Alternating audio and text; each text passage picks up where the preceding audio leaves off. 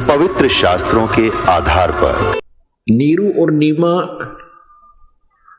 ये दुल्हा थे, निसंतान थे। ये प्रतिदिन वहां स्नान के लिए उस तालाब पर जाया करते थे।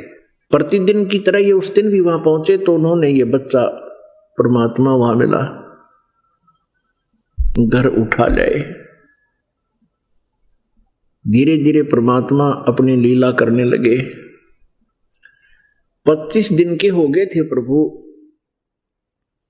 लीला में, शरीर में, लेकिन न दूध पी रहे थे न अन्न ग्रहण कर रहे थे, और स्वस्थ इतने थे जैसे बच्चा प्रतिदिन किलो दूध पीता हो।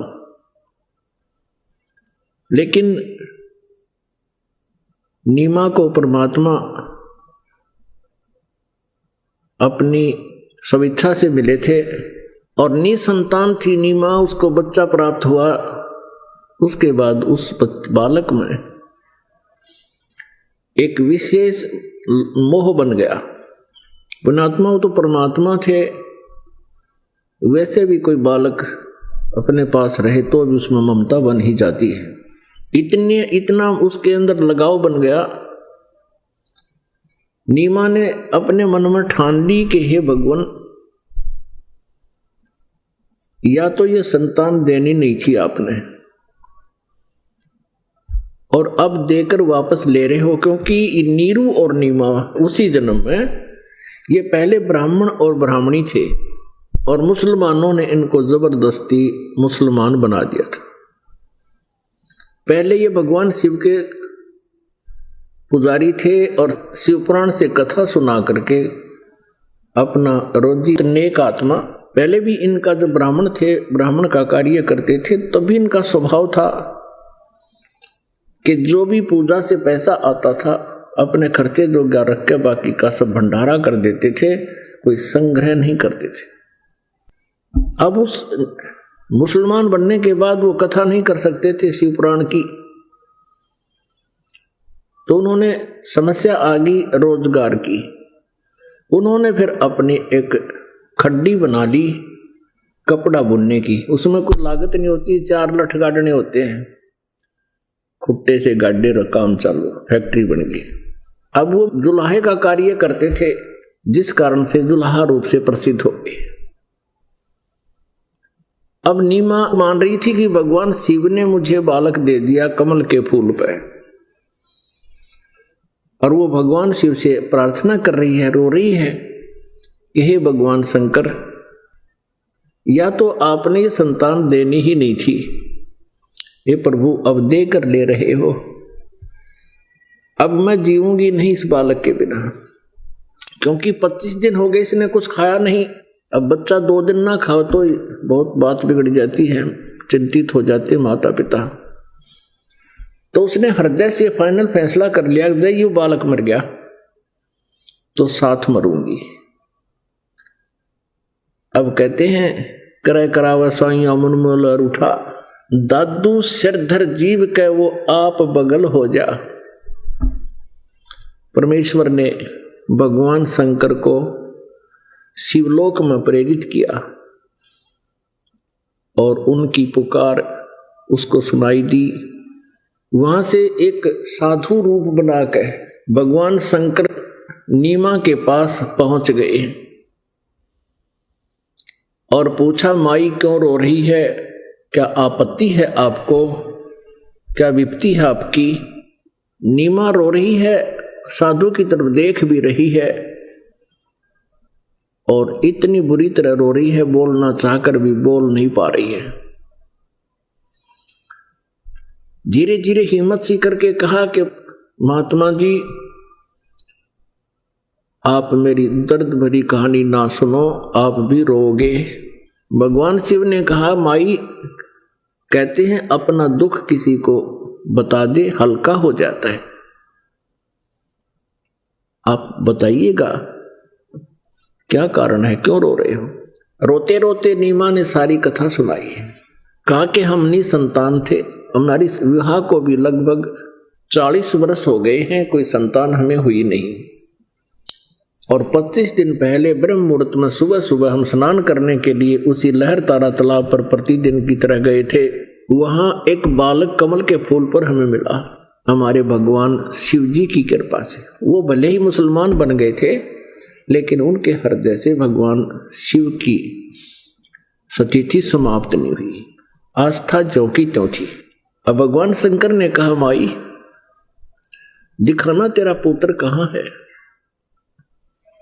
उसने सारा बताया कि ऐसे ही पुत्र मिला भगवान शंकर की कृपा से, और अब ये 25 दिन से कुछ आहार नहीं कर रहा है, ये मृत्यु के निकट है। और महात्मा जी जय यूं मर गया, मैं साथ मरूंगी, ये मेरा फाइनल फैसला है। तो भगवान शिव ने कहा कि माई दिखाना तेरा पुत्र। अब माई लाई उठा के न सोच के वे साधु संत है, कोई जड़ी बूटी या जंतर मंत्र कर देते हैं। परमात्मा को जो बालक रूप में विराजमान थे, कबीर देव जी को साधु रूप में विराजमान शंकर भगवान के चरणों में डालना चाहा। परमात्मा माई के हाथों से छूटकर आकाश में भगवान शंकर के सिर से भी ऊपर इतनी दूर आकाश में स्थिर हो गया। अब वो नीमा समझ रही है कि ये साधु बड़ा चमत्कारी है, इसी ने मेरे पुत्र को ऐसे ऊपर अटका दिया हवा में। तब भगवान शिव ने ऐसे दोनों हाथ किए गोद में लेने की स्थिति में, परमात्मा उनके हाथों में बालक आ गए। और 7 बार चर्चा की दोनों भगवानों ने। शंकर भगवान ने पूछा, क्योंकि समझ गए कि ऐसी स्थिति में कोई शुद्ध पुरुष है। जब ये आकाश में अपने आप रुक गया बालक, भगवान शंकर ने पूछा, आप कौन हो महापुरुष। तो परमेश्वर ने कहा कि भगवान आप मुझे नहीं जान सकते, मैं बहुत दूर से आया हूं, और एक काम करो, इस माई को आप समझा दो और आप इसको कहो कि कंवारी गाय ले आवे। उस कंवारी गाय की कमर पर आप थपकी लगा देना, आशीर्वाद भरा हाथ रख देना। वो कंवारी गाय दूध देवेगी, उस दूध को मैं पीऊंगा। तब भगवान शंकर ने माई से कहा, नीमा से कहा कि नीमा माई आपके पति को बुला। वो आ गया। अखा जी उसे सारी बात बताएगी कि कंवारी गाय ला और कुम्हार से एक स्वच्छ पात्र लाना, 5-4 किलो का मटका गढ़ा। अब नीरू गया, एक कंवारी गाय ले आया और एक 7-8 किलो का छोटा सा मटका यानी मिट्टी का घड़ा ले आया। अब ज्यों ही भगवान शिव ने थपकी लगाई, नीरू ने नीचे वो पात्र गाय के जैसे धार निकालते हैं, दूध निकालते हैं, ऐसे रख दिया। अपने आप थनों से दूध की धार बह निकली, और जब वो पात्र भरने को हुआ अपने आप रुक गई। परमेश्वर कबीर जी ने कहा कि ये अब प्रतिदिन दूध दिया करेगी। अब जो कबीर बालक रूप में बोल रहे थे परमेश्वर परम पूज्य कबीर देव जी, तो नीमा ये सोच रही थी कि इस महापुरुष में बड़ी शक्ति है, इसने कंवारी गाय का दूध निकाल दिया, जो महात्मा के रूप में शंकर भगवान खड़े थे, और इसने ही मेरे बच्चे को आकाश में हवा में रोक दिया। इसी की कृपा से मेरा बालक नवजात यानी 25 दिन का बालक बोल रहा है। अब गरीबदास साहिब जी कहते हैं, जगत का पेखना पेख्या, धनी का नाम ना लेखा। जगत का पेखना पेख्या, धनी का नाम ना लेखा। क्या कहते हैं? गरीबदास साहिब जी को भी परमेश्वर मिले थे, कबीर देव जी परम अक्षर ब्रह्म। परमेश्वर की समर्थता से परिचित होने के बाद उन्होंने देखा कि जो भी कार्य किसी भी संत महापुरुष ऋषि के ऊपर जो आपत्ति आई उसका कार्य परमात्मा कबीर जी ने ही हल्का किया, उसकी आपत्ति का, उसकी विपत्ति का निवारण किया। और उस परमात्मा को ना पहचान कर हम इन भगवानों को क्रेडिट देते रहे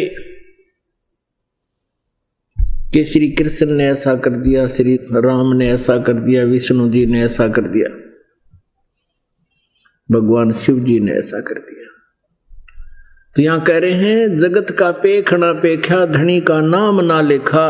शंकर भगवान जो महात्मा खड़े थे तो नीमा ने यही सोचा कि इस महात्मा में अजब करामात है, और इसने मेरे बालक को बुलवा भी दिया, कुंवारी गाय का दूध निकाल दिया, उसके चरणों में पड़ गई शंकर भगवान के। परमेश्वर ने दूध पिया, शंकर भगवान चले गए। अपने आत्माओं, आप जी जिस भी इष्ट की पूजा करते थे, विशेषकर हिंदू समाज के अंदर कोई ना कोई इष्ट अपना था। कोई भगवान विष्णु को इष्ट रूप में, कोई शंकर भगवान को इष्ट रूप में, या कोई विष्णु या श्री कृष्ण जी को या श्री राम जी को इष्ट रूप में अवश्य मानते थे। और फिर ये भी कहते थे कि जो भी क्रेडिट हमें मिलता था, हम यही कहा करते थे कि भगवान विष्णु ने हमारे ऊपर ऐसी कृपा कर दी, भगवान श्री कृष्ण जी ने ऐसी रजा बख्श दी।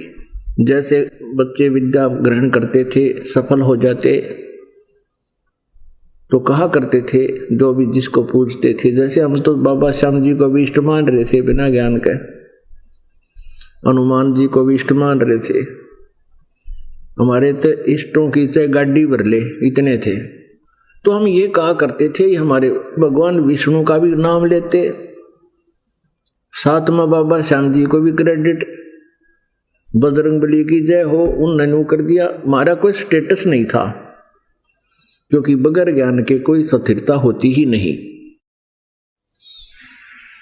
तो इसी कारण से नीमा ये समझ रही है इस महात्मा ने अजब करामात कर दी और मेरे बालक के लिए दूध बख्श दिया गाय में, और वो भी कंवारी में। अपने आत्माओं, लाल की कीमत, लाल की परख जौहरी करता है, जन साधारण नहीं कर सकता। तो किन किन जौहरियों ने उस लाल को परख्या? आदरणीय धर्मदास साहिब जी ने, आदरणीय मलुकदास साहिब जी ने,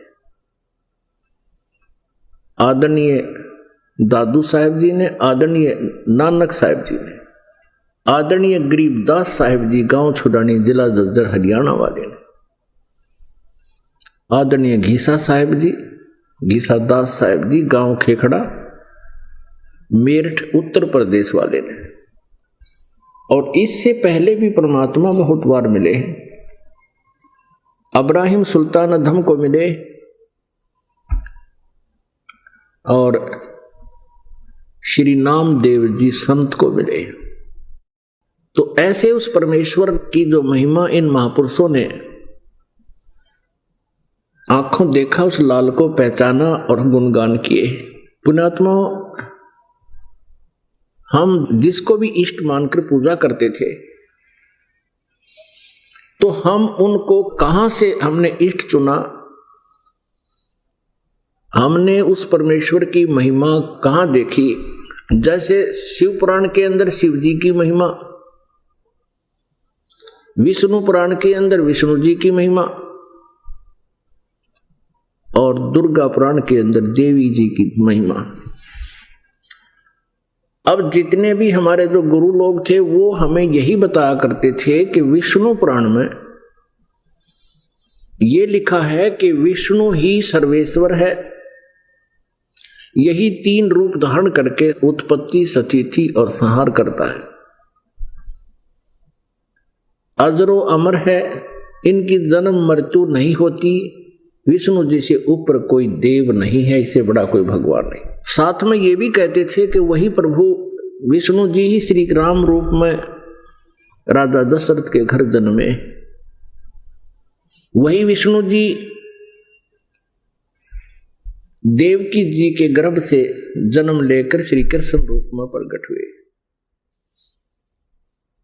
हम ये भी कहते थे पुण्यात्माओं, किसी भी महापुरुष की जो जानकारी है हमारे सदग्रंथों में है, उससे बाहर कोई बोलता है तो वो अपना लोक वेद सुना रहा है। तो पूर्ण परमात्मा कबीर देव जी की महिमा जो है, ये चारों वेद बता रहे हैं और आंखों देखा वो संत भेद बता रहे हैं जिनको परमात्मा मिले। अब चारों वेदों को हम ऑथेंटिक यानी बहुत ही प्रमाणित सदग्रंथ मानते हैं। इसके समांतर हम श्रीमद् भगवत गीता को भी बहुत ही आदर की दृष्टि से देखते हैं और एक प्रमाणित ग्रंथ मानकर शिरोधार्य हम किए हुए हैं। इनके समांतर हम पवित्र पुराणों को भी ठीक मानते रहे। तो पुण्यात्माओं, हमने सबसे पहले परमात्मा को पहचानना है और परमात्मा के गुण, परमात्मा की महिमा वेदों में लिखी हुई है। वेदों से ही निष्कर्ष निकला है श्रीमद् भगवत गीता का। चारों वेदों का सारांश है। चारों वेद गॉड गिवन है। हमने अपने सदग्रंथों के अंदर भिन्नता देखनी पड़ेगी। सदग्रंथों में कितना अंतर है जिनको हम सदग्रंथ मानते थे। ये चारों वेद, 5 वेद हैं, वैसे एक सूक्ष्म वेद भी है। इन 5 वेदों को पूर्ण परमात्मा परम अक्षर ब्रह्म कबीर देव जी ने हमारे लिए कि ये मेरे बच्चे मेरे से विमुक्त तो हो गए हैं अज्ञानता नालाकी से, तो इनको ये ज्ञान मिल जाएगा, ये फिर मेरे पास आने का प्रयत्न कर लेंगे। पूर्ण परमात्मा ने इस ज्योत निरंजन सरपुरुष जो ब्रह्मा विष्णु महेश का पिता है, इसके हृदय में अंतःकरण में ये 5 वेद फीड कर दिए, जैसे एक मोबाइल से दूसरे मोबाइल में फिल्म की फिल्म ट्रांसफर हो जाती है। ऐसे परमात्मा ने अपने अंतःकरण से वहां तो है ही है मालिक का, तो गॉड परमेश्वर है, उनका ज्ञान बनाया हुआ है। उन्होंने इस ज्योत निरंजन के अंतःकरण रूपी इस कंप्यूटर में फीड कर दिए और उसको अपनी लीला से, उसको शक्ति से उसका ऐसा विधान बना दिया कि इतने समय उपरांत अपने आप वो 4-5 वेद ज्योत निरंजन के शरीर से बाहर आएंगे श्वासों के माध्यम से। ऐसा ही हो गया। पुण्यात्माओं, आज से 600 वर्ष पहले ये कथा अगर सुनाई जाती कि परमात्मा ने सतलोक से फैक्स कर दिया इस तत्व ज्ञान काल ज्योत निरंजन ब्रह्म के अंतःकरण में, तो आशी करें वो लोग झूठ बोले। हरि बाप के समक्ष है, ईमेल कहां से कहां और कैसे आ जाती है, पूरी की पूरी कथा आ जाती है, ग्रंथ के ग्रंथ आ जाते हैं। ये तो एक मैन मेड साइंस है और वो आध्यात्मिक साइंस गॉड मेड है, गॉड गिवन है, तो उसका तो कोई ठिकाना ही नहीं। ऐसा ही हुआ। 4-5 वेद बाहर आगे आप देखते हो, एक चिप होती है, चिप, और उसमें तो फिर कंप्यूटर में निकालन लग गया तो न्यूरो मैटर निकला, कोई मतलब पोथी बन गया। तो ऐसा ही समझो, परमेश्वर ने इसलिए दिया है सारा ज्ञान, ये जो इंटरनेट वगैरह परमात्मा ने ये साइंस दी है, ताकि इस साइंस के आधार से परमात्मा की साइंस को जो हम रिजेक्ट करने जा रहे थे फिर स्वीकार्य हो जाएगी। 5 वेद दिए थे परमात्मा ने। जब ज्योत निरंजन ने उनको पढ़ा, 5वां वेद जो सूक्ष्म वेद था उसमें सारा विवरण था उस परम अक्षर ब्रह्म को पाने का, यहां से पीछा छुटवाने का। इस काल को चिंता होगी, ब्रह्म को चिंता होगी कि इनको पता लग गया यहाँ के प्राणियों को कि तुम ऐसे स्थान पर रहा करते थे जहां कभी जन्म मृत्यु नहीं होती, वहां कोई कष्ट नहीं होता, और वहां सदाबहार सब फल फ्रूट है और अजर अमर शरीर है, तो ये सभी भाग जाएंगे यहां से। इसने हमें, इस काल भगवान ने अपने को मूर्ख बना के और विवश करके रखा हुआ, नियोजित षड्यंत्र से इसने हमें यहां रोक रखे। इसके षड्यंत्र को ना श्री ब्रह्मा जी जान सके, ना विष्णु जी, ना श्री शिव जी। पूर्ण परमात्मा ने आके इसका बांडा फोड़ करया, इसका पर्दाफाश कर दिया कि यो काल है, इसके लोक में सुख नाम की वस्तु नहीं है, तुम यहां सुख ढूंढ रहे हो, यहां सुख नहीं है।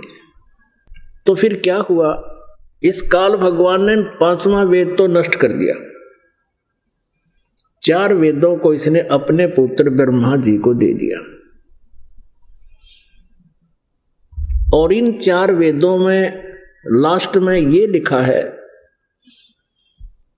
कि नेति नेति नेति, न इति न इति न इति, न इति माने इतना ही नहीं है। परमात्मा की जानकारी जो हम लिख रहे हैं, हम बता रहे हैं, जो हमारे में लिखा है, ये इतनी ही नहीं है, ये तो अपार है। उस कंप्लीट स्पिरिचुअल नॉलेज को जानने के लिए, पूर्ण रूप से अध्यात्म ज्ञान को समझने के लिए तत्वदर्शी संतों के लिए ऑप्शन छोड़ दिया। यजुर्वेद अध्याय नंबर 40 के मंत्र 10 से लेकर 13 में स्पष्ट किया है कि उस परमात्मा के विषय में कोई तो जन्म लेने वाला कहता है, कोई कभी न जन्म लेने वाला कहता है, अर्थात कोई साकार बताता है, कोई निराकार बताता है। उसकी यथार्थ जानकारी तत्वदर्शी संत बताएंगे। तो इससे सिद्ध है कि वेद भी कंप्लीट नॉलेज नहीं रखते। और इन्हीं का सारांश पवित्र श्रीमद् भगवत गीता है। 4थे अध्याय के 34वें श्लोक में कहा है कि तत्व ज्ञान को जिसको स्वयं परमेश्वर आकर ही बताते हैं, उनके मुख कमल से उच्चारित होता है सच्चिदानंद घन ब्रह्म की वाणी में, वो कबीर वाणी में बोला जाता है। उस ज्ञान को तू तत्वदर्शी संतों के पास जाकर समझ। तो इससे सिद्ध हो गया, एक तो ये कंसेप्ट क्लियर हो गया कि गीता और वेद सेम है। अब जो दास आपको सदग्रंथों की महिमा, उनकी स्थिति बताने जा रहा है, ये अनिवार्य है आपको समझना। श्रीमद् भगवत गीता में जो भक्ति सत्र का ज्ञान है वो तो वेदों वाला है, और कुछ ऐसा ज्ञान है जो इस काल भगवान ने अपनी अटकलबाजी लगा रखी है। वो ये स्पष्ट कहता है कि यो मेरा मत है।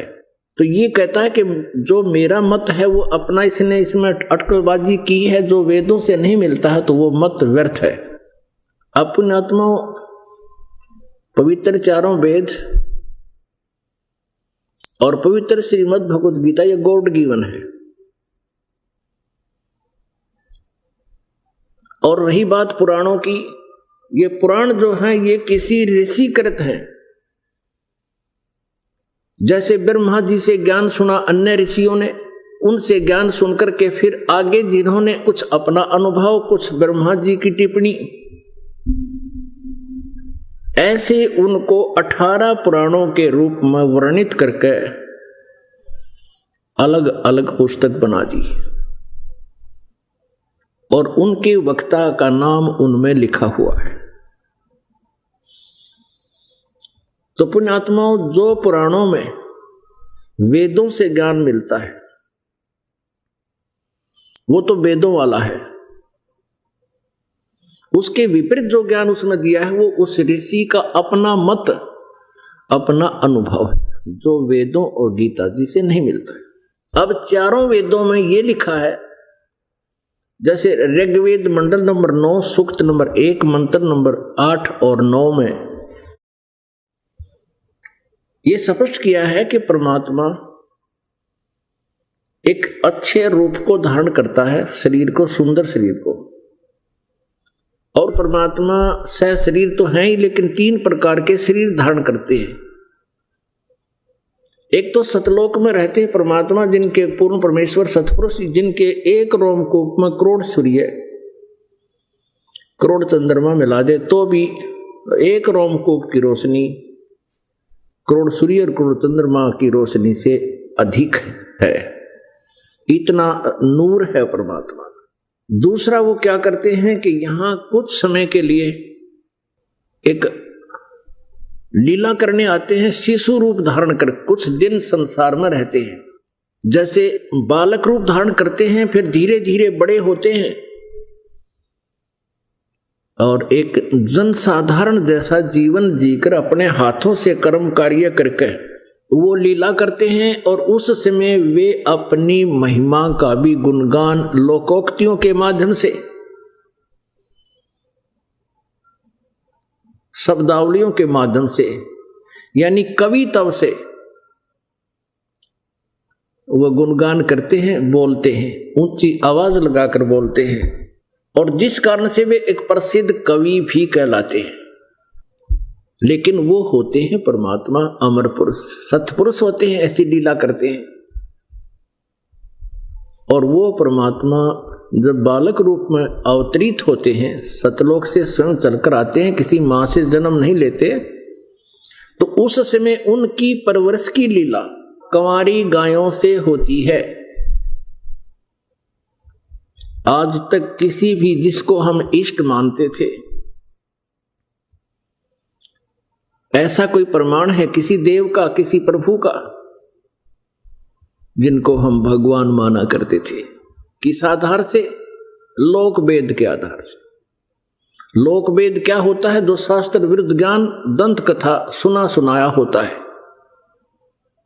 कबीर परमेश्वर जी हमें स्वयं आकर के अपनी सच्चिदानंद घन ब्रह्म की वाणी में, कबीर वाणी में हमें समझाते हैं, वो आप ही परमेश्वर हैं, आप ही वो दास बनते हैं, आप ही वो शिष्य बनते हैं, आप ही वो तत्वदर्शी संत बनते हैं, आप ही वो जगत गुरु होते हैं।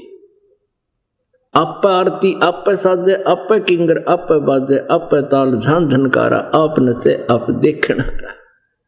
तो उस समय वो अपनी लीला आप पे बताते हैं हमें समझाने के लिए कि पीछे लग गया जाऊं था मैं लोक वेद के साथ, रास्ते में सतगुरु मिल गए, दीपक दे दिया हाथ।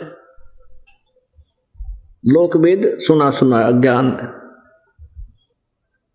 जो शास्त्र विरुद्ध था, वो हमें समझा रहे हैं कि हम ऐसा कर रहे हो तुम। जैसे ये दास पहले पवित्र हिंदू धर्म में जन्म होने के कारण लोक वेद के आधार से श्री विष्णु जी, श्री कृष्ण जी, श्री रामचंद्र जी और श्री शंकर भगवान जी से बहुत दृढ़ता से आश्रित थे, और हनुमान जी को भी विशेष आदरणीय और पूज्य मानते थे। फिर एक घरेलू देवता बाबा श्याम जी, वो भी पूज्य। तो ये लोक वेद था जिन पूजाओं को हम करते थे, शास्त्र विधि त्याग का वो मनमाना आचरण था। श्रीमद् भगवत गीता अध्याय नंबर 16 के श्लोक 23 में कहा कि अर्जुन, शास्त्र विधि को त्याग कर जो मनमाना आचरण करते हैं, यानी मनमानी पूजाएं करते हैं जो सदग्रंथों में प्रमाणित नहीं है, उनकी न तो गति होती है, ना उनको कोई सिद्धि प्राप्त होती है, और न ही उनको कोई सुख होता है, अर्थात उनकी सब क्रियाएं यूजलेस। फिर तुरंत कहा 24वें श्लोक में, इससे तेरे लिए अर्जुन कर्तव्य और अकर्तव्य की व्यवस्था में सदग्रंथ ही प्रमाण है। अर्थात कौन सी साधना करनी चाहिए और कौन सी त्याग देनी चाहिए, उसके लिए सदग्रंथों को ही प्रमाणित मानना, किसी के लोक वेद पर दंत कथा पर विश्वास मत करना। तो पुण्यात्माओं, हमारे जो सदग्रंथों में लिखा वो यथार्थ ज्ञान है, इसके विपरीत जो हम मान रहे थे वो लोक वेद है। अब आपको अपने सदग्रंथों से रूबरू कराते हैं कि हमारे पवित्र वेद क्या बताते हैं, परमेश्वर की महिमा, परमात्मा की सतीची किस प्रकार वर्णित करते हैं। देखिएगा ऋग्वेद मंडल नंबर 9, ये 9-10 इकट्ठा ही जल्द किया हुआ है, 9-10 मंडल। और ये कहाँ से प्रकाशित है? प्रकाशक सार्वदेशिक आर्य प्रतिनिधि सभा, महर्षि दान भवन, रामलीला मैदान, नई दिल्ली।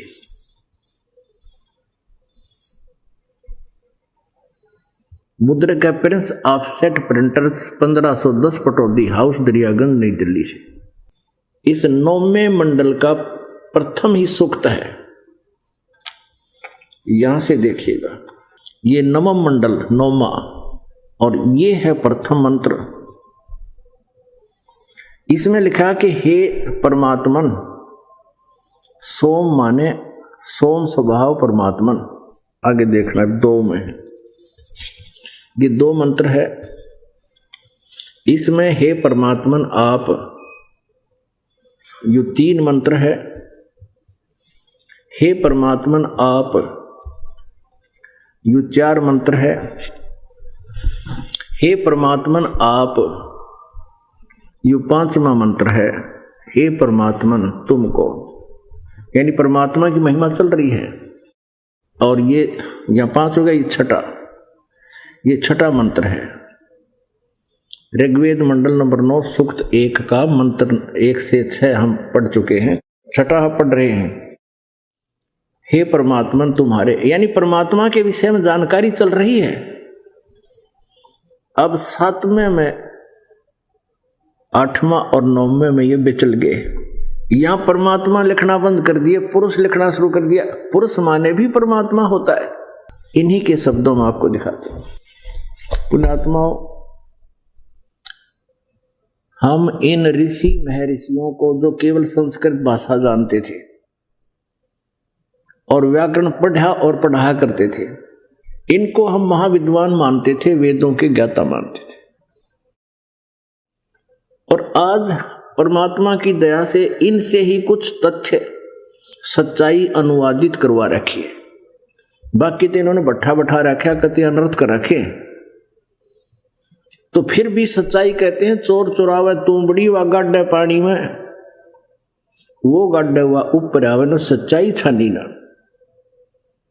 जैसे एक तुम्बा होता है, जिसके एक तारे बना करें, मतीरे तभी बड्डा, और उसको सुखा देते हैं तो केवल उसका कवर रह जाता है, बहुत हल्का होता है। उसको अगर पानी में डाले तो नीचे नहीं रह सकता, पानी में छोड़े ऊपर आ जाता। तो ऐसे कहते किसी चोर ने कोई तुम्बा चुरा लिया और वो पानी में डाला छुपावे, वो छोड़का हुआ ऊपर आ ले साथ में। ऐसे इन तत्व ज्ञानहीन भगवान के चोरों ने परमात्मा की महिमा को खूब दबाना चाहा, लेकिन ये तुम्बे की तरह ऊपर आती रही। आज उसी से हमें लाभ हुआ। अब दिखाते हैं ये यजुर्वेद में पुरुष माने क्या होता है, ये नका किया हुआ देखिएगा। ये यजुर्वेद, ये महर्षि दयानंद सरस्वती द्वारा इसका अनुवाद किया गया है। इसके प्रकाशक हैं सार्वदेशिक आर्य प्रतिनिधि सभा, 2/5, महर्षि दयानंद भवन, रामलीला मैदान, नई दिल्ली से। महर्षि दयानंद सरस्वती कृत, इसके द्वारा इसका अनुवाद किया गया है। मुद्रक Prince offset printers 1510 Pataudi house, Daryaganj, नई दिल्ली से। अब इनको दिखाते हैं आपको 40वें अध्याय का 17वां मंत्र, इस दयानंद जी के ही अनुवाद में। ये 44वां अध्याय माने 40वां अध्याय यजुर्वेद का ये 40वां अध्याय है, और इसमें 17वां ये मंत्र है लास्ट। इसमें लिखा है, ये पुरुष शब्द है, पुरुष है। इसका अर्थ इन्होंने कहा पूर्ण परमात्मा, पुरुष माने पूर्ण परमात्मा है। और इस यजुर्वेद के 40वें अध्याय के 17वें मंत्र में 2 परमात्माओं की जानकारी है, पढ़िएगा। हे मनुष्यों, जिस ज्योति स्वरूप रक्षक मुद से अविनाशी यथार्थ कारण के आच्छादित मुख के तुल्य अंग का प्रकाश किया जाता है, जो वह प्राण व सूर्य मंडल में पूर्ण परमात्मा है। यानी वेद ज्ञान दाता परमात्मा से ज्ञान प्राप्त करके इसने फिर वेदों को आगे बोला सुनाया। ये कह रहा है कि पूर्ण परमात्मा तो वह तो परोक्ष रूप है, वो तो छुपा है। जैसे उल्टे लटके हुए संसार रूपी वृक्ष की जो जड़ है, जड़ हमेशा वृक्ष की छुपी रहती हैं, तो वो परमात्मा तो ऊपर साकार है सतलोक में, वो छुपा हुआ है, वो तो परोक्ष है। और फिर अहम मैं खम, खम माने आकाश में, अंतरिक्ष में, ब्रह्मलोक में मैं ब्रह्म हूं, मैं वहां रहता हूं, मेरा ओम नाम है। अहम ओम खम ब्रह्म, और मैं तो ब्रह्म हूं और ऊपर ब्रह्मलोक में रहता हूं, ओम मेरा मंत्र है। और वो पूर्ण परमात्मा है, ऊपर सूर्य यानी ऊपर के लोक में रहता है, वो परोक्ष रूप है। और अहम मैं ब्रह्म हूं, ओम नाम है, मेरा ओम नाम जानो। अब ये सिद्ध हो गया कि पुरुष माने भी पूर्ण परमात्मा है। अब यहां ये क्या अनुवाद कर रहे हैं कि उस पुरुष को पहले तो ऋग्वेद मंडल नंबर 9 सूक्त नंबर 1 के मंत्र नंबर 1 से लेकर 6 तक तो ये कह रहे हैं उस परमात्मा को, उस परमात्मा को, उस परमात्मा का। और यहां उस दानंद की थ्योरी के विपरीत वेदों में वर्णन आ गया। यो महर्षि दानंद क्या बताता था कि वेदों में परमात्मा को निराकार लिखा है, वो एक देशीय नहीं है, एक स्थान पर नहीं रहता।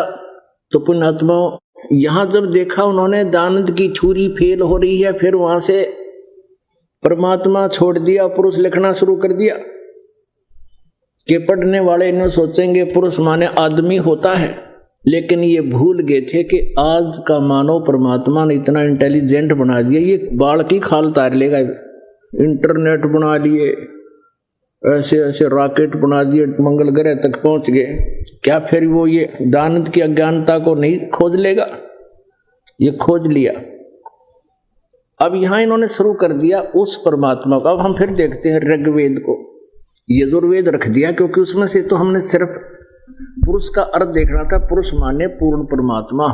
अब ये ऋग्वेद आ गया है जो पहले आपको दिखाया था, और ये भी वहीं से प्रकाशित है, उन्हीं का प्रकाशन है, सर्वदेशी कार्य प्रतिनिधि सभा दिल्ली से।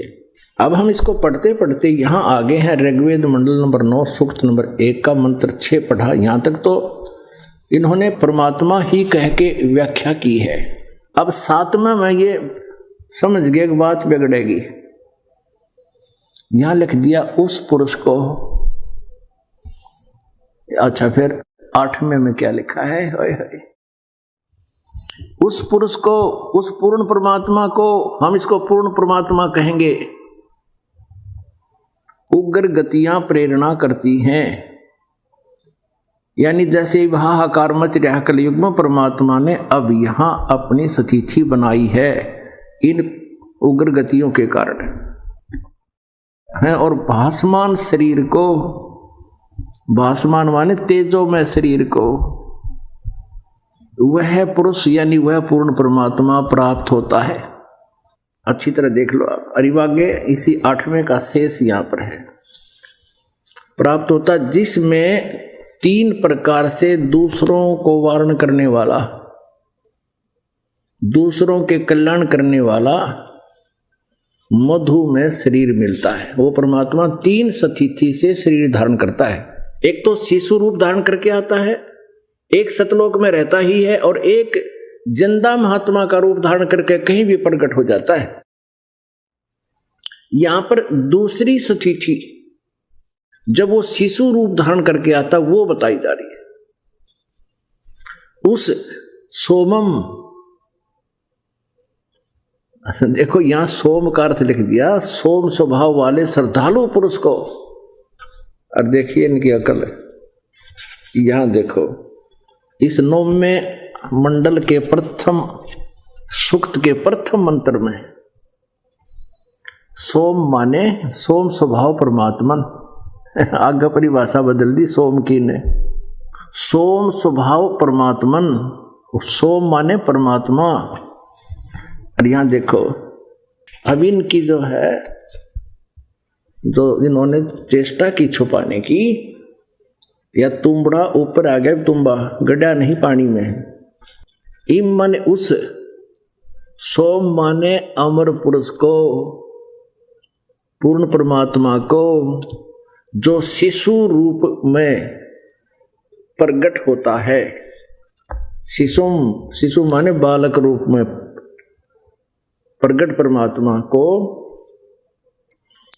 अभी अधन्या, हमारे देसी भाषा में यूं क्या करते, जो गाय नए दूध ना हुई हो, गर्भ ना रहा हो उस गाय को, कहा करते या बिना धनाई है, बिना धनाई अधन्या। और अभी अधन्या पूर्ण रूप से, इन्होंने ऐसे अहिंसनीय कर दिया, ये लिखना था बिना धनाई। अभी अधन्य दोनों शब्द मिल गए, पूर्ण रूप से अनटच्ड, यानी कंवारी, धेनु माने गौवे, तृप्त करती हैं उस अमर पुरुष को जो शिशु रूप में प्रकट होता है। इसका ये अर्थ है सही,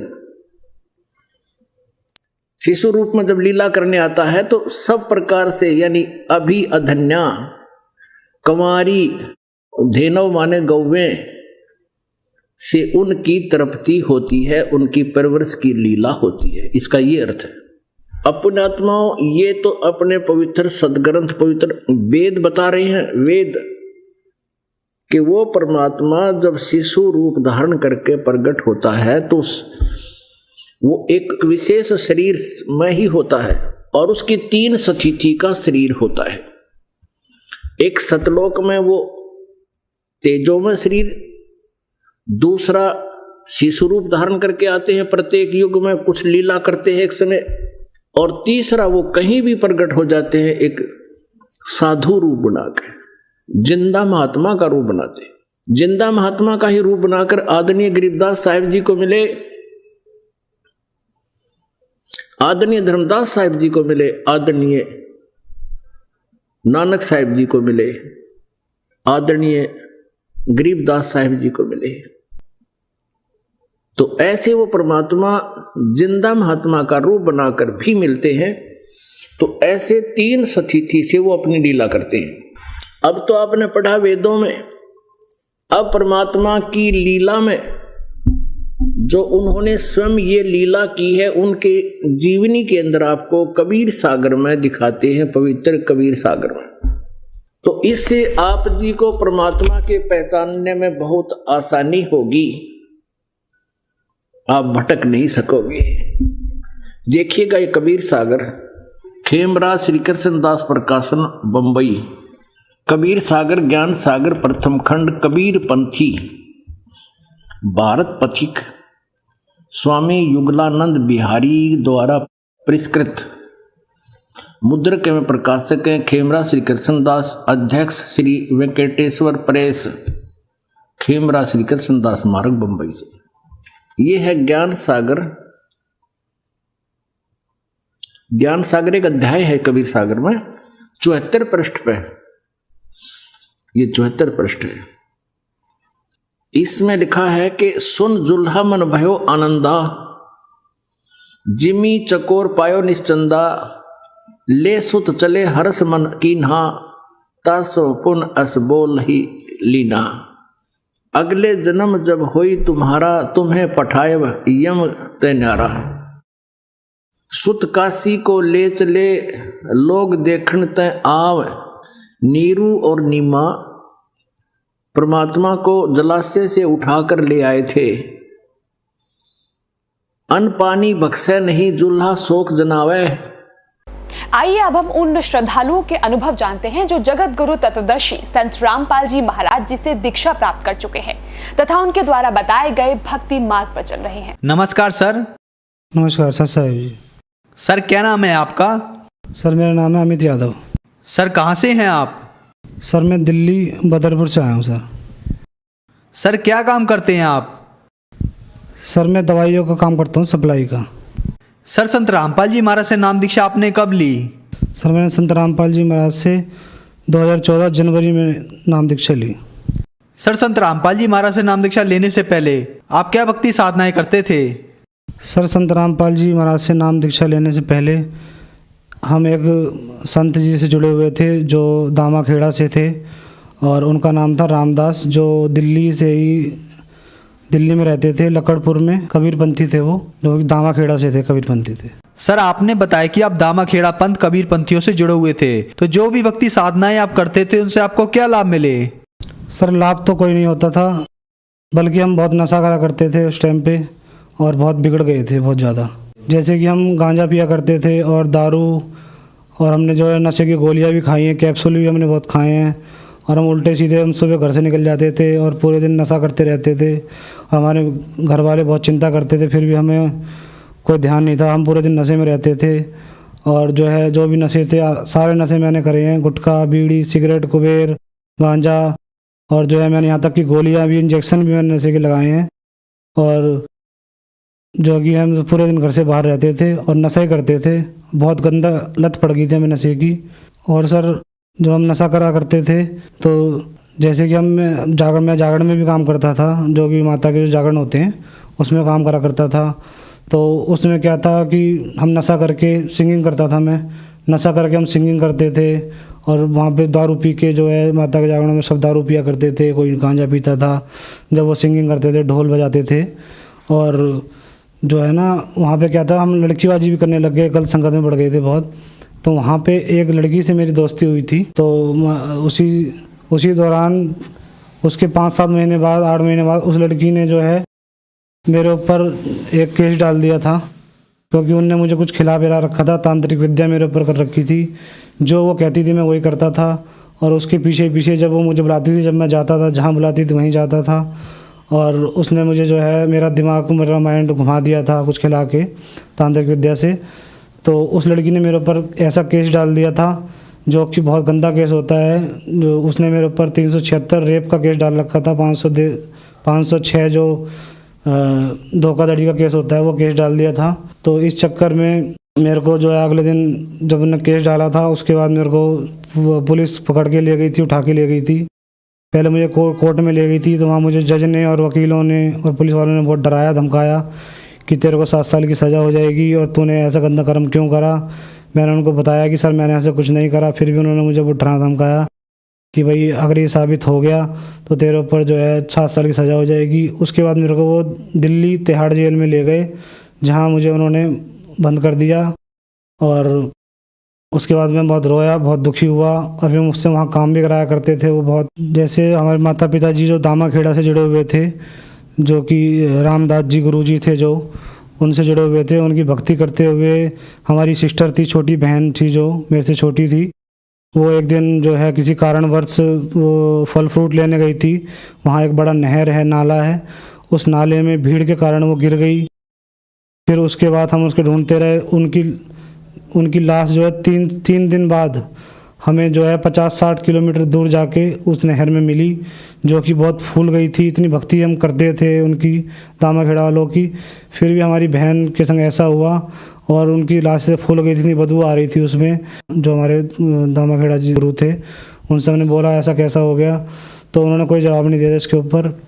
और हम बहुत परेशान रहते थे। और जो है मैं तिहाड़ जेल में था उस टाइम पे, बहुत दुख थे। और इसी दुख के कारण पापा मम्मी कई संतों के पास, कहीं बहुत तांत्रिकों के पास जाया करते थे कि इसका कुछ इलाज मिले, क्या करें, बहुत बिगड़ गया लड़का। जब मैं जेल में गया उससे पहले पापा को टीबी की बीमारी थी, और टीबी की बीमारी में हमने डॉक्टर को बहुत दिखाया, उसमें आराम नहीं आता था। हमने आयुर्वेदिक जो वैद्य थे एक, उनको भी दिखाया था, उनकी भी दवाई हमने लगातार 1 साल लगभग ली, उससे भी हमें आराम नहीं आया। जब दामाखेड़ा जो गुरुजी थे उनकी हम भक्ति करते थे, दामाखेड़ा से जो रामदास जी, उनकी भक्ति से हमें कोई लाभ नहीं मिला और हमें जो है कष्ट पे कष्ट उठाने पड़ रहे थे।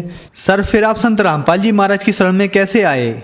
सर जब मैं तिहाड़ जेल में था, जब हमारे माता पिता ने साधना चैनल पे जब सत्संग देखते थे, वो टीवी पे साधना चैनल उन्होंने लगाया, जब संत रामपाल जी महाराज का सत्संग उन्होंने सुना तो उनकी आत्मा रोई, क्योंकि हम पहले से कबीरपंथी थे। तो हमें मालिक का, परमात्मा के बारे में इतना ज्ञान संत रामपाल जी महाराज हमारे माता पिता को उन्होंने सुना, तो तुरंत अगले दिन वो आश्रम के लिए रवाना हो गए। नाम लेने के लिए, और उन्होंने संत रामपाल जी महाराज से नाम दीक्षा ली। सर, आपने बताया कि आप दामाखेड़ा पंथ कबीर पंथियों की भक्ति करते थे, उनसे आपको कोई लाभ नहीं हुआ बल्कि हानि हुई। आप मात्र 18 साल की उम्र में नशा करते थे, शराब पीते थे, हुक्का पीते थे, चिलम भी पीते थे, नशे की गोलियां भी खाते थे, यहाँ तक कि आप नशे के इंजेक्शन भी लगाया करते थे। आप नशे में बुरी तरह डूब गए थे। उसके बाद जागरण में जाते थे, नशा करते करते आप सिंगिंग करते थे। आपके ऊपर कष्ट ही कष्ट आए। तो फिर संत रामपाल जी महाराज की शरण में आने के बाद क्या आपको कोई लाभ भी प्राप्त हुए? जब मैं तिहाड़ जेल में था तो हमारे पिताजी बहुत दुखी थे। माता पिताजी जो हमारे गुरु थे रामदास दामाखेड़ा से, उनसे उन्होंने अरदास लगाई, पूछा कि इसका कुछ, हमारे बेटे का जो है इतना दुखी है, कष्ट है, इसका निवारण करो और इसका कैसे क्या करना है। तो उन्होंने सीधा जवाब दे दिया कि मैं इसमें कुछ नहीं कर सकता। जब मैं तिहाड़ में था, जब मेरे पे केस चल रहा था, तो हमारे माता पिताजी ने वकील कर रखा था। जब मुझे तिहाड़ जेल में 15-20 दिन हो गए थे, तो उस वकील ने जो थे वो कुछ करता नहीं था। वो पैसे हम कम से कम 1-1.5 लाख रुपए हमसे ठग चुका था। कहता था बस निकलवा दूंगा और ये कर दूंगा, बोलता रहता था वो। लेकिन उन्होंने कम से कम 1.5 लाख रुपए हमारे माता पिता ठग लिए थे। जब सतगुरु रामपाल जी महाराज से हमारे माता पिताजी ने नाम लिया, उसके बाद लगभग 5-7 दिन बाद जब मेरी मिलाई के दिन था, उस दिन माता पिताजी मेरे से मिलने आए तिहाड़ जेल में, दिल्ली में है जो। और मेरे को उन्होंने बताया कि बेटा, हमने संत रामपाल जी महाराज जो हैं बरवाला में, उनका आश्रम है, हम उनका सत्संग सुन के हमने उनसे नाम दीक्षा ले ली है, और आप भी ऐसा करा करो और संत रामपाल जी महाराज की जय बोल के प्रणाम करा करो, तो परमात्मा आप पे दया करेंगे। तो मैं जो है डेली, फिर पहले वहाँ जेल में मैं देवी देवताओं की, हनुमान जी की और शंकर जी की बहुत भक्ति करा करता था। फिर हमारे पिताजी ने जब से मना कर दिया, मैंने वो छोड़ दी और मैं प्रणाम करने लग गया, संत रामपाल जी महाराज से गुहार लगाने लग गया, परमात्मा से प्रार्थना करने लग गया, परमात्मा मुझे बचाओ। और उसी के 4 दिन बाद रात का समय 8 बजे था, जब मैं बैरिंग के अंदर था और मैं बहुत माता पिता की याद आ रही थी और मैं उस टाइम रो रहा था, तो मेरी आवाज़ लगाई, जो वहाँ पुलिस वाले होते हैं उन्होंने आवाज़ लगाई अमित यादव के नाम से।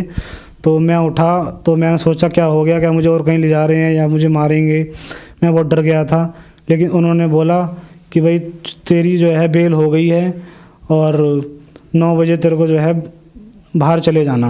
उन्होंने बोला था बाहर छोड़ के आएंगे 9 बजे। उस टाइम फिर मैं बाहर आया, फिर मेरे माता पिताजी मुझे मिले, बहुत रोए थे माता पिताजी और मुझे घर ले गए। फिर अगले दिन मुझको बरवाला आश्रम संत रामपाल जी महाराज के पास ले गए, जहाँ मैंने सतगुरु रामपाल जी महाराज की दया से नाम दीक्षा ली। हमारे वकील थे जो, उन्होंने मुझे साइड में ले जाके बताया, और तेरे को बाइज्जत बरी होगा तू, और ये मेरे बस की बात नहीं है, ये तुम्हारे जो गुरु हैं संत रामपाल जी महाराज, उनकी कृपा है। और ऐसे बहुत केस होते हैं, जितने भी केस हम पे आए हैं उन केसों में सब पे सजा होती है, लेकिन तेरा एक ऐसा केस देखा है तेरे गुरुजी की दया से जो तू बाइज्जत बरी हो जाएगा। और मैंने फिर पूछा वकील साहब से, वकील साहब क्या हुआ, तो उन्होंने बोला बेटा तेरे गुरुजी की दया से तू बाइज्जत बरी हो गया है, और ये तेरे गुरुजी की दया है और इसमें हमारा कोई सहयोग नहीं है, संत रामपाल जी महाराज ने किया है। जब मैं संत रामपाल जी महाराज से नाम दीक्षा नहीं ली थी, उससे पहले मैं बहुत नशा करा करता था, नशे में पूरा घिर चुका था। उससे मेरे मम्मी पापा रिश्तेदार सब परेशान थे। जैसे मैं दारू भी पिया करता था और गांजा अफीम, और मैंने जो है गोलियां भी नशे की खाई है, इंजेक्शन भी मैंने लगाए, और गुटखा बीड़ी मैंने कुछ नहीं छोड़ा। जो भी नशा है सब नशा मैं करता था और मेरा बुरा हाल हो चुका था। मैं सूख के एकदम जैसे मरने की तरह हो जाते हैं, बिल्कुल सुखड़ा पतला सा हो गया था। और मुझे सब चिढ़ाया करते थे रिश्तेदार, मुझे हमारे माता पिता को बोला करते थे कि ये मर जाएगा। और जब मैंने संत रामपाल जी महाराज से नाम दीक्षा ली तो ये सब नशे मेरे छूट गए और मुझे बहुत अच्छा मालिक की तरह से जीवन मिला। मैं एक लाभ और बताता हूँ कि जब मेरी शादी हुई थी तो उसके बाद 1 साल हो गया, धीरे धीरे 2 साल हो गए, तो हमारे जो है बच्चे नहीं होते थे। तो 2 साल बाद हमें कई लोग बोलते भी थे, जैसे बोलने लग जाते हैं आस पड़ोसी या रिश्तेदार। तो हमारी वाइफ को भी बोलने लग गए थे, जो उल्टा सीधा आजकल समाज में बुराइयाँ फैली हुई हैं, ऐसे बोलने लग गए। तो हमने फिर सोच विचार करा, आगे फिर डॉक्टर को जो है दिखाया था। फिर डॉक्टर ने जो है टेस्ट किए थे, तो उसने बताया था कि आपके जो है बच्चा नहीं हो सकता है।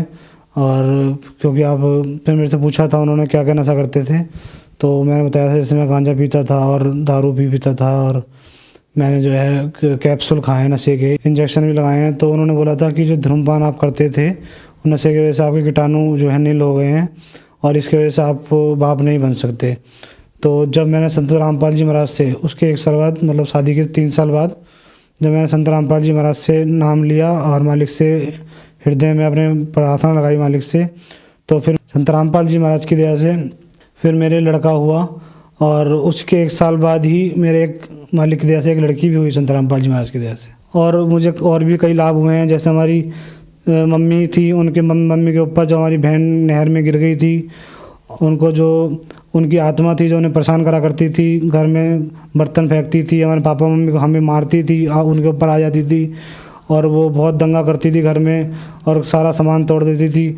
तो हम उनको नाम दीक्षा लेने से पहले, संत रामपाल जी महाराज से नाम दीक्षा लेने से पहले, हम उनको एक सहारनपुर में कोई तांत्रिक बैठते हैं, उनके पास ले गए थे। तो उन्होंने हमें बताया था कि मैंने आपकी जो लड़की है उसकी आत्मा को बांध लिया है और अब ये नहीं आएगी। फिर हम घर आ गए थे, उसके 3 दिन बाद वो फिर आ गई और फिर वैसे ड्रामा करने लगी। और इससे हमें निजात जब मिली, जब हमने संत रामपाल जी महाराज से नाम लिया, जब से मम्मी बिल्कुल ठीक हैं और परमात्मा की सेवा करती हैं और भक्ति करती हैं। सर, जो समाज आज आपको देख रहा है, आप उन्हें क्या संदेश देना चाहते हैं? मैं सभी भगत समाज को यही संदेश देना चाहता हूँ कि पूर्ण परमात्मा धरती पे आ चुके हैं और संत रामपाल जी महाराज का सत्संग सुने साधना चैनल पर और ज्ञान को समझें, गीता वेदों में मिलाएं, किसी का कहना ना माने, किसी गुरु के चक्कर में ना पड़ें। गीता वेदों में संत रामपाल जी महाराज जो बताते हैं उनको मिलाएं और सतगुरु रामपाल जी महाराज से नाम दीक्षा लेके अपना कल्याण करवाएं। सर, आज का युवा नशे में लिप्त है। नशा एक बहुत बड़ी बीमारी बनता चला जा रहा है। आप भी बहुत सारा नशा करते थे और जो लोग नशा करते हैं और बहुत सारे पैसे खर्च करने के बाद भी वे अपना नशा नहीं छोड़ पा रहे हैं, तो क्या संत रामपाल जी महाराज से उनका नशा छूट सकता है? हाँ जी, जैसे मैं नशा करा करता था, संत रामपाल जी महाराज की दया से मेरा नाम दीक्षा लेते ही सारा नशा छूट गया। ऐसे ही जो मेरे भाई और बुजुर्ग जो भी हैं जो नशा करते हैं, उनको मेरा संदेश है संत रामपाल जी महाराज की दया से कि जो है नशे को त्यागें और संत रामपाल जी महाराज से नाम दीक्षा लें। और संत रामपाल जी महाराज से नाम दीक्षा लिए बिना आपको नशा नहीं छुड़वा सकते। सरकार भी बहुत सी अभियान चलाती है नशे के ऊपर और लेकिन उसमें कुछ फ़ायदा नहीं होता। अगर नशा छूट सकता है तो सिर्फ संत रामपाल जी महाराज की शरण में आके नशा छूट सकता है, अन्यथा कहीं नहीं।